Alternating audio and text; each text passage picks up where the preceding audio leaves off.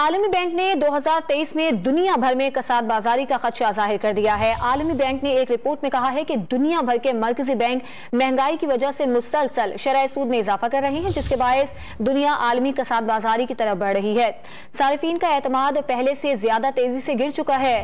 World bank نے عالمی ترقی مزید سست ہونے کا خدشہ ظاہر کرتے ہوئے پالیسی سازوں پر زور دیا ہے کہ وہ اپنی توجہ پیداوار بڑھانے پر مرکوز کریں۔ صارفین کا اعتماد پہلے سے زیادہ تیزی سے گر چکا ہے۔